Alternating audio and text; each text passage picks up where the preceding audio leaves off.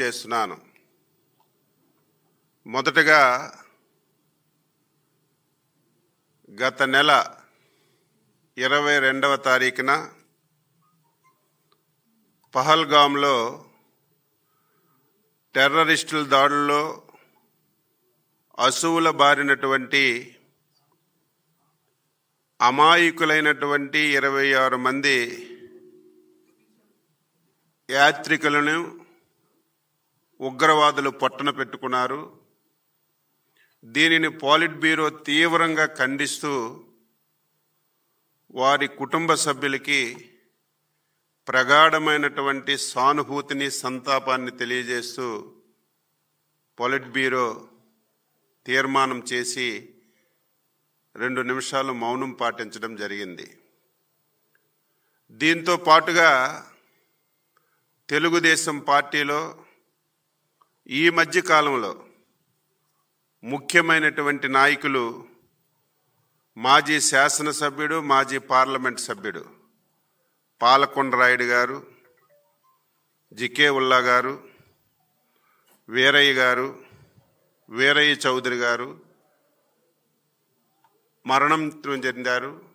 వారికి కూడా polit bureau ప్రగాఢమైనటువంటి సంతాపాన్ని తెలియజేస్తూ వారి కుటుంబానికి ధైర్యాన్ని ఇవ్వాలని పోలిట్ బ్యూరోలో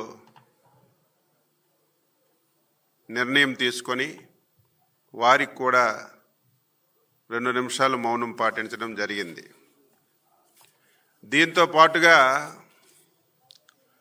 ఏదైతే ఆపరేషన్ సింధూర్ రూపకల్పన చేసి సమర్థవంతంగా ఉగ్రవాదుల దాడుల్ని, పాక్ సైనిక చర్యలను తిప్పికొట్టి ప్రజల నమ్మకాన్ని, దేశం యొక్క ప్రతిష్టను పెంచి పాకిస్తాన్ను ఒంటరిపాటు చేసినటువంటి భారత ప్రధాని శ్రీ నరేంద్ర మోడీ గారికి, త్రివిధ దళాల్ని, వారి అధిపతుల్ని, ఈ ఆపరేషన్ సింధూర్లో పాల్గొన్నటువంటి ప్రతి ఒక్క సైనికుడికి అభినందిస్తూ పోలిట్ బ్యూరో తీర్మానం చేసిందని చెప్పి సందర్భంగా తెలియజేస్తున్నాను. దీంతో పాటుగా తెలుగుదేశం పార్టీ చరిత్రలో ఎంతోమందికి పద్మభూషణలు, విభూషణలు, భారతరత్నలు తీసుకురావడానికి ప్రయత్నం చేశాం. కానీ ఈరోజు సాక్షాత్తు గౌరవ శాసనసభ్యుడు, మా పోలిట్ బ్యూరో సభ్యుడు నటరత్న శ్రీ నందమూరి బాలకృష్ణ గారికి పద్మభూషణ్ వచ్చింది. పోలిట్ బ్యూరో గౌరవ ముఖ్యమంత్రి గారు, జాతీయ పార్టీ అధ్యక్షులు గారు ఆధ్వర్యంలో ఏకగ్రీవంగా అభినందిస్తూ తీర్మానం చేసి ఆయనకి అభినందనలు కూడా తెలియచేశామని చెప్పి సందర్భంగా తెలియచేస్తున్నాను. ఏదైతే ఉగ్రవాదులు దాడి చేసి 27 మందిని పొట్టన పెట్టుకున్నారో, ఈరోజు కేంద్ర ప్రభుత్వం కూడా ఒక కార్యక్రమాన్ని రూపకల్పన చేసింది, తిరంగ సభలు జరపాలని. అందులో భాగంగా Telugu Desam party, Janasena party, BJP party 16, 17, 18 3 రోజుల్లో ప్రతి నియోజకవర్గంలో తిరంగా ర్యాలీలు జరిపి సభలు జరపాలని చెప్పి నిర్ణయం చేశామని చెప్పి మీ అందరికీ తెలియజేస్తున్నాను. తెలుగుదేశం పార్టీలో సభ్యత్వం చేరిన వారికి గతంలో ఎవరైనా ప్రమాదవశాత్తు చనిపోతే 2 లక్షల రూపాయలు బీమా సౌకర్యం ఉండేది. దాన్ని 5 లక్షలు చేశాం. మొన్న జనవరి నెల నుంచి అది అమలు చేస్తున్నాం. ఇప్పటికే 195 మందికి 9.75 కోట్ల రూపాయలు కార్యకర్తలకు అందించాం. ఈరోజు పోలిట్ బ్యూరోలో చర్చించి ఎక్కడ కూడా ఆలస్యం లేకుండా ఎవరైనా సభ్యత్వం ఉన్నటువంటి కార్యకర్త చనిపోతే వెంటనే రికార్డ్స్ అన్నీ ఎస్టాబ్లిష్ చేసి ఇన్సూరెన్స్ కంపెనీ వాళ్ళతో మాట్లాడి వీలైనంత తొందరగా క్లెయిమ్ వచ్చే విధంగా చర్యలు తీసుకోమని పోలిట్ బ్యూరోలో నిర్ణయం చేశామని చెప్పి తెలియజేస్తున్నాను. తెలుగుదేశం పార్టీ కార్యకర్తల సంక్షేమానికి, కార్యకర్తల యొక్క ఏదైనా ఇబ్బందులుంటే వెంటనే ఆదుకోవడానికి అన్ని విధాలు కూడా చర్యలు తీసుకుంటున్నాం. ఈ 11 మాసాల్లో 50,235 మందికి సుమారుగా 349 కోట్ల రూపాయలు అర్హత కలిగిన వాళ్ళకి CMRF కింద వారికి ఆర్థిక సహాయం కూడా చేశాం. NTR స్కూల్ కానీ మిగిలినటువంటి కార్పొరేట్ స్కూల్స్లో కానీ కార్యకర్తల యొక్క పిల్లలకి 600 మందికి విద్యను అభ్యసించే విధంగా చర్యలు తీసుకున్నాం. దాని మీద కూడా చర్చించి ఇంకా కార్యకర్తలకి సంక్షేమం నిధి కింద కార్యకర్తల కష్టాలు ఎక్కడుంటే అక్కడ పార్టీ వెంటనే ఉండి సహాయపడాలనే విధంగా పోలిట్ బ్యూరోలో చర్చించామని చెప్పి ఈ సందర్భంగా తెలియజేస్తున్నాను.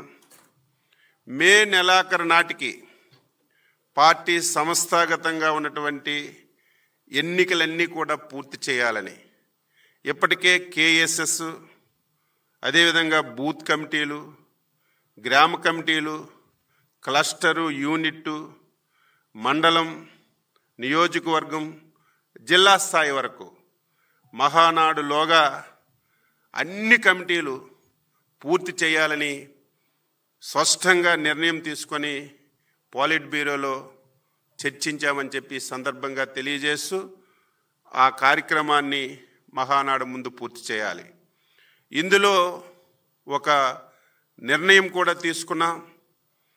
మండల పార్టీ అధ్యక్షులు ఎవరైతే 3 టర్ములు 6 సంవత్సరాలు ఉన్నారో వాళ్ళు దానికంటే పెద్ద పోస్టులోకైనా వెళ్ళాలి, ఇంకొక కమిటీలోకి వెళ్ళాలి తప్ప 3 సార్లు 6 సంవత్సరాలు చేసినటువంటి మండల పార్టీ అధ్యక్షుడిని మళ్ళీ వేరే దానికి ఇవ్వాలి తప్ప, వేరే పోస్టులో నియమించాలి తప్ప అదే పోస్టులో ఉంచకూడదని ఈరోజు పోలిట్ బ్యూరోలో నిర్ణయం తీసుకొని అది అమలు చేస్తున్నామని చెప్పి తెలియజేస్తున్నాను.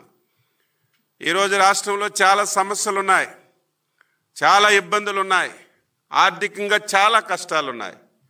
ఈ 11 మాసాల్లో ఎన్ని ఇబ్బందులున్నా, కష్టాలున్నా అభివృద్ధిని, సంక్షేమాన్ని సమాంతరంగా ముందుకు తీసుకెళ్తూ ఎన్నికల్లో ఇచ్చినటువంటి హామీలు, మేనిఫెస్టోలో ఇచ్చినటువంటి హామీలు కానీ, సూపర్ 6 కింద ఇచ్చినటువంటి హామీలు కానీ ఒక్కొక్కటి నెరవేరుస్తూ ముందుకెళ్తున్నాం. ఇప్పటికే పింఛన్ కార్యక్రమం 3,000 నుంచి 4,000 చేశాం. వికలాంగుల పింఛన్ 6,000, 10,000, 15,000 రూపాయలు చేశాం. రేపు మళ్ళీ జూన్ 12వ తారీఖున గత ప్రభుత్వంలో ఎవరైతే భర్తలు చనిపోయి విడోస్గా ఉన్నటువంటి భార్యలకి పింఛన్లు ఇవ్వకుండా ఆప్ చేశారు, అవన్నీ 1,00,000 చిల్లర ఉన్నాయి. ఇవన్నీ రేపు పార్టీ అధికారంలోకి వచ్చినటువంటి సందర్భంలో జూన్ 12వ తారీఖున కొత్తగా 1,00,000 పైబడి విడో పెన్షన్లు కూడా ఇవ్వాలని చెప్పి నిర్ణయం చేశాం. గ్యాస్ సిలిండర్లు 3 ఇస్తున్నాం. దీనివల్ల చాలా వరకు చర్చించి మనం గ్యాస్ సిలిండర్ తీసుకున్న తర్వాత లబ్ధిదారుల అకౌంట్లో డబ్బులు వేయడం వల్ల సాటిస్ఫాక్షన్ రావడం లేదని దానికి స్వస్తి పలికి 3 గ్యాస్ సిలిండర్లకి ముందే లబ్ధిదారుడి అకౌంట్లో మేము డబ్బులు వేసేస్తాం. ఆయనే డైరెక్ట్గా కొనుక్కోవచ్చు, కొనుక్కోకపోవచ్చు, లేకపోతే డబ్బులు తీసుకునే అవకాశం ఉంటుంది. ఇది ఒక మంచి నిర్ణయం. ముఖ్యమంత్రి గారు ఈరోజు పోలిట్ బ్యూరోలో నిర్ణయం తీసుకొని జనసేన, BJPతో మాట్లాడి ప్రభుత్వంలో ఈ ఆదేశాలు ఇవ్వడానికి నిర్ణయం చేశాం అని చెప్పి సందర్భంగా తెలియజేస్తున్నాను. మొన్ననే మత్స్యకారులకి 258 కోట్లు ఏదైతే వేట నిషేధ సమయానికి భృతి కూడా ఇచ్చాం. రేపు జూన్ 12 పాఠశాలలు తెరిచేలోగా తల్లికి వందనం కింద పిల్లల తల్లిదండ్రుల అకౌంట్లలో డబ్బులు వేయాలని ఈరోజు పాలిట్ బ్యూరో నిర్ణయం చేశాం. కేంద్ర ప్రభుత్వం రేపెప్పుడు అన్నదాత సుఖీభవ కింద ఫస్ట్ ఇన్స్టాల్మెంట్ వేస్తారు, అదే రోజు మనం ఫస్ట్ ఇన్స్టాల్మెంట్ జోడించి రైతులకు ఇవ్వాలని చెప్పి నిర్ణయం చేశాం. దీంతో పాటుగా ఇంకొక మంచి నిర్ణయం తీసుకున్నాం.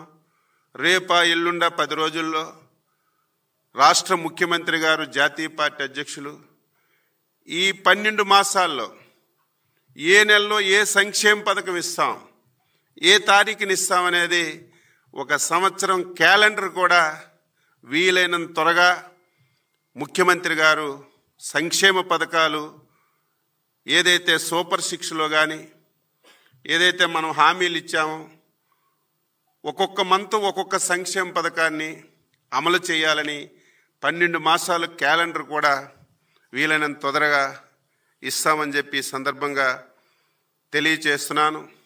11 మాసాల్లో 8.50 లక్షలు పెట్టుబడులు వచ్చాయి. అవన్నీ అమలు జరిగే విధంగా మనం అనుకున్నటువంటి 20 లక్షల ఉద్యోగాలు ప్రతి ఒక్కరికి ఇవ్వాలి. అదేదో మనం చెప్పడం కాదు, ఎవరు కంప్యూటర్లో చూసినా సరే ఏ పరిశ్రమలో ఎంతమందికి, ఏ ఊర్లో ఎంతమందికి, ఏ జిల్లాలో ఎంతమందికి ఇచ్చామనే స్పష్టమైనటువంటి సమాచారాన్ని ప్రతి ఒక్కరికి తెలియజేయాలని ఈరోజు పొలిట్ బ్యూరోలో నిర్ణయం చేశాం. దీంతో పాటుగా 27, 28, 29 3 రోజులు కడపలో మహానాడు జరపాలని నిర్ణయించాం. 2 రోజులు తీర్మానాలు ఉంటాయి. 27న జాతీయ పార్టీ అధ్యక్షులు నామినేషన్ వేస్తారు. 28న మళ్ళీ జాతీయ పార్టీ అధ్యక్షుని ఎన్నిక. 28 మా వ్యవస్థాపక అధ్యక్షులు ఎన్టీ రామారావు గారి జన్మదినం.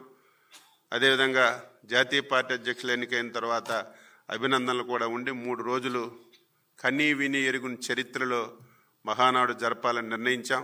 ఆ వివరాలన్నీ కూడా మా అధ్యక్షులు మహానాడు గురించి టోటల్గా అనౌన్స్ చేస్తారని చెప్పి తెలియజేస్తూ అందరికీ నమస్కారం.